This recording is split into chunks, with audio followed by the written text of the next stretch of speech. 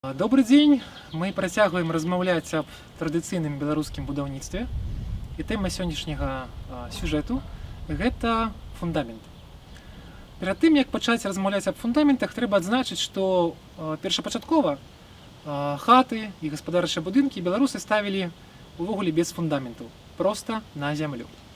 Аб гэтым сведчаць як матэрыялы археалагічных раскопак. Так мы ведаем, што ў старажытным Берасці 13 стагоддзя будынкі стаялі проста на зямлі, ці максімум пад вуглы маглі падкладвацца драўляныя плашкі. Так і матэрыялы даследчыкаў расійскіх 19 стагоддзя, пачатку 20-го, фотаздымкі Ісака Сербава, Мікалая Магілянскага, і іншых даследчыкаў. Так? Даследаванні Чэслава Пяткевіча даюць нам уяўленне аб тым, што сапраўды будынкі беларускія стаялі проста на зямлі.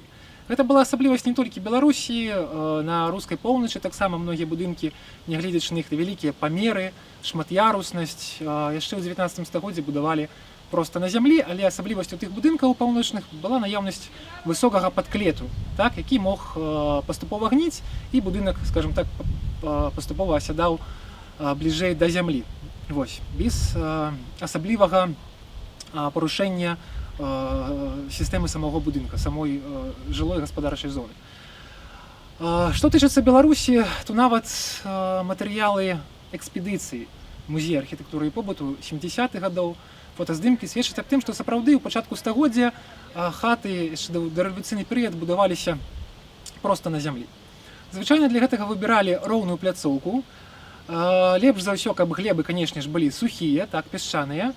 І у такіх выпадках, калі будынак ставілі на зямлю, першы вянок падваліны былі зроблены ці з дубу, ці са старой смалістай сасны, якой было больш за 100 год.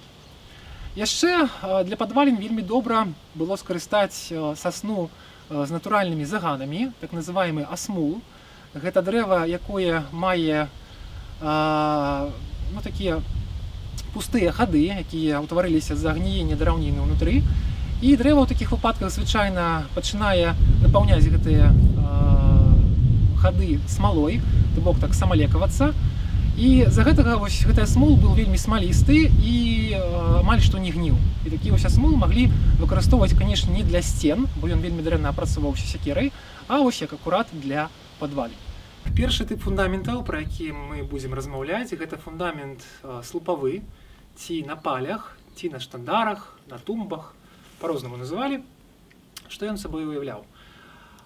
Тумбы, штандары, палі – гэта драўляныя слупы, якія ўкопваліся ў зямлю, звычайна па вуглах будучай хаты, па вуглах першых вянкоў, і на злучэннях, так? То бок, калі хата складалася з некалькіх срубаў, то на гэтых злучэннях таксама ставілі гэтыя палі ці штандары. Укопваліся яны на розную глыбіню, яна залежала ад глебаў, то бок у нізінах, канешне, імкнуліся ўкапаць глыбей. На пагорках, то бок не так глыбока, маглі быць крышку вышэй. Вось, залежала, зноў жа, ад узроўню, ад глыбіні прамярзання глебаў. Канешне, гэтую глыбіню разлічвалі раней на Беларусі на вока, так, па традыцыі. Бо як дзяды капалі, так капалі штандары і унукі. Глыбіня штандараў складала прыкладна 1 аршына, то бок 70 сантыметраў. Самі штандары былі даўжынёй метр, то бок на 4-5 вяршкоў, дзесьці на 25-30 сантыметраў, можа крыху болей так, гэтыя штандары маглі выступаць з-за зямлі. На штандары таксама звычайна выкарыстоўвалі ці дубы, ці смалістую сасну. Калі гэта была сасна, то яе абавязкова перад укопкай абпальвалі.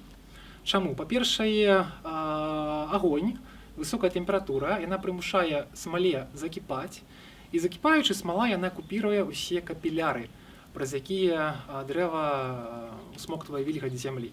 Гэта раз. Па-другое, зала сама па сабе добры антысептык, так, і прасмаліўшы дрэва глыбінёй прыкладна на 3 сантыметра, можна было быць упэўненым, што яно яшчэ не скора згніе. У прынцыпе, абпальванне дрэва гэта такі старадаўні надзейны спосаб захавання драўніны.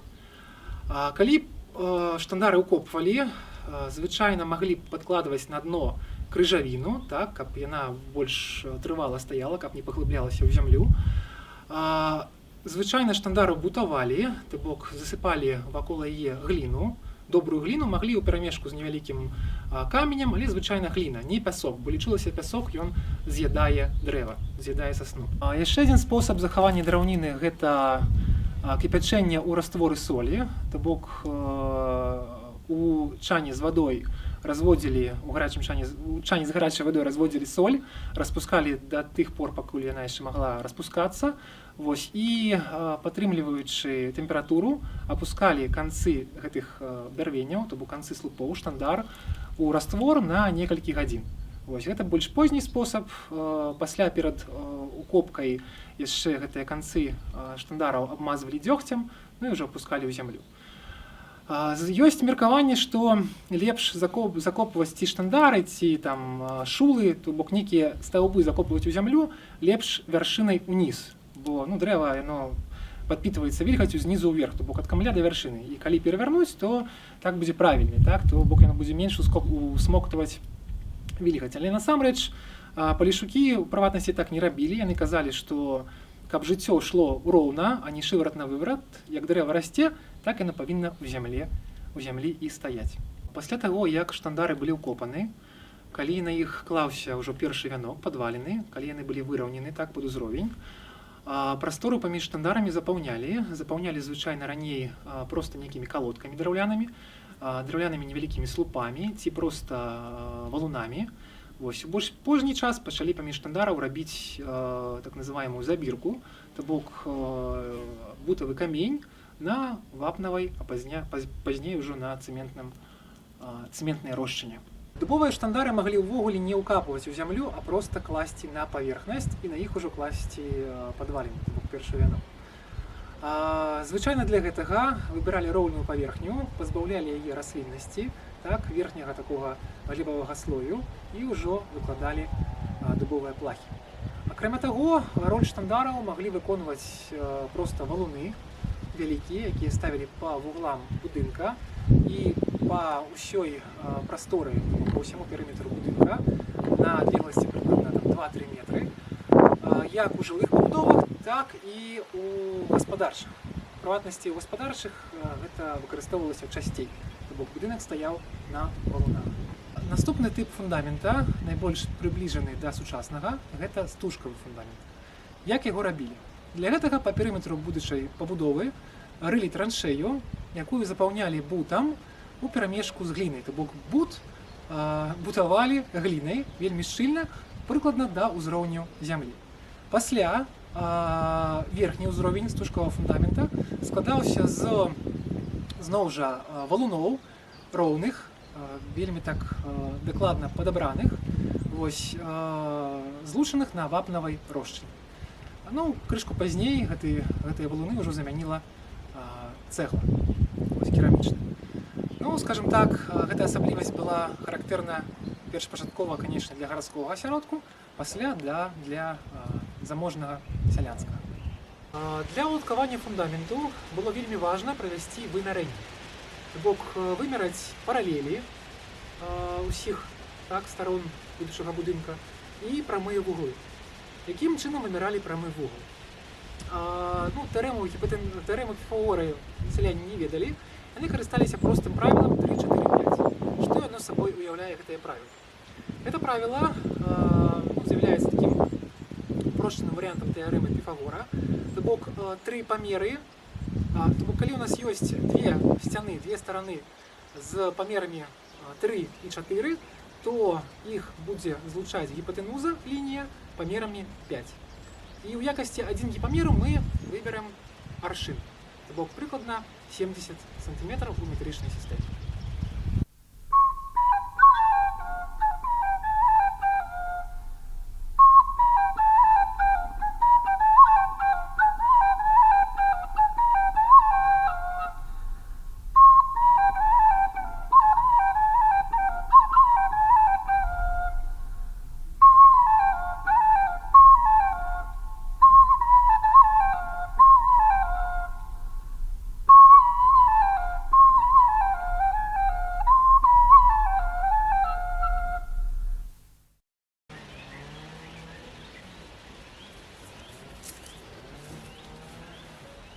прыкладна так, ведаючы памеры вяроўкі, памеры кожнага з кантаў і вызначалі прамы вугал. Увогуле вяроўка гэта быў асноўны інструмент для вымярэння, для правядзення розных вымярэнняў, як плоскасці роўнай, так і адлегласці паміж так называемых дыяганалей, адлегласці паміж супрацьлеглых вуглоў, так і пры навешванні на вяроўку груза у нас атрымоўваўся самы просты ўзровень, які пры наяўнасці двух планак, то бок вертыкальнай і гарызантальнай, утвараў так называемый баттерпас. Але пра інструменты мы паразмаўляем на наступным занятті. Першы вянок будучага дома, які клаўся на фундамент, называўся падвалінамі ці падрубай. Звычайна быў дубовым ці рабіўся са старой смалістай сасны. Звычайна, нават калі хата будавалася з кругляка, падрубу заўсёды працёсвалі. Для чаго гэта рабілася? Гэта рабілася для таго, каб пазбавіць дрэва маладой абалоны, то бок найбольш мяккіх, падатлівых для гніення слаёў драўніны. Па-другое, пры працёсцы сякерай утваралася паверхня, якая менш упітвала вільгаць. І лічылася, што лязо сякеры яно як бы загібае слаі драўніны, не дае ім гэтую вільгаць атрымоўваць з прасторы. І што яшчэ? Калі падрубу клалі на фундамент, звычайна клалі камлём на ўсход, то бок на покуць. У гэтым быў пэўны сакральны сэнс, але галоўная прычына больш такога утылітарнага характару. Справа ў тым, што дрэва, як я ўжо казаў раней, з камля усмоктвае вільгаць, таму імкнуліся пакласці камлё гэтай падваліны, гэтай падрубы на ўсход, то бок на больш сухое месца, на больш сонечнае, каб яна не ляжала на поўначы ці на захадзе і не гніла, не станавілася вільготнай гэтая драўніна. Вось такая была мэта.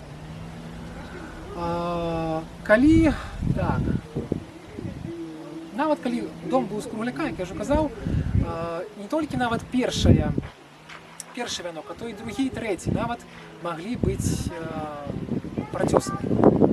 Рабіліся з цёскай на 2 ці 4 канты. Вось гэта можна ўбачыць на акурат хляве з вёскі Солан. Ён пабудаваны з кругляка, але першыя два гэтыя вянкі яны пабудаваны з так называемага лафета, або кантаванага бервяна. Гэта якраз такі звязана з блізкім знаходжаннем ніжніх вянкоў да зямлі. Звычайна падваліны былі дыяметрам большыя па памерах за астатныя барвенні, то бок калі асноўны памер бервяна ў сцяне гэта прыкладна каля 20 сантиметраў, то памер падваліны 10-25-30 сантиметраў, то бок гэта больш дарослае старое дрэва. Калі падваліны клалі на штандары, то іх не проста клалі, так, іх звычайна ўрубалі ў штандары. Для гэтага ў штандары вырубаўся так называемы шып, а адпаведна ў падваліне вырубаўся паз. Якая была даўжыня і глыбіня, даўжыня шыпа і глыбіня паза. Даўжыня паза, то бок даўжыня шыпа на штандары была, в прынцыпе, адпавядала дыяметру самой штандары. Вышыня шыпа была прыкладна на палову таўшчыні падваліны, то бок каб шып заходзіў дзесьці да сярэдзіны гэтай падваліны. А таўшчыня шыпа была дзесьці прыкладна на трэць адпаведна таўшчыні бервяна.